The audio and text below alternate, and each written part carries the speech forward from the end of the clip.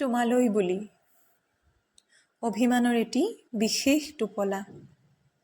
প্ৰিয়তম তোমালৈ বুলি এয়া যে এটি অভিমানৰহে টোপলা। সম্পৰ্কবোৰ বাৰু এনেকুৱাই নেকি? শিক্ষাৰ ভেটিত পোত খোৱা, অভিজ্ঞতাৰ সাগৰত ডুব যোৱা, ব্যস্ততাৰ অজুহাতত ম্লান হোৱা। স্বচ্ছল জলধাৰাৰ দৰে যে ই বৈ যাবলৈ বাধ্য নহয়।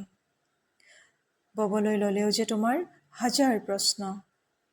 আছে মোৰো উত্তৰ, কিন্তু যুক্তিতৰ্কৰ উজনেই বা কি যদি তুমি অভিমানবোৰ বুজিয়েই পোৱা নাই।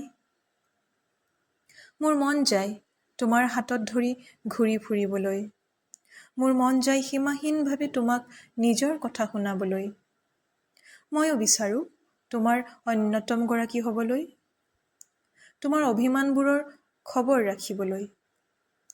ক'তা সময় জানো আছে তোমাৰ মোলৈ? তোমাৰ গাত কবিতাৰ আঁচোৰ পৰিলেও কি ঠিক তুমি তোমাৰ অভিজ্ঞতাৰ সাগৰখনহে ববলৈ দিবা।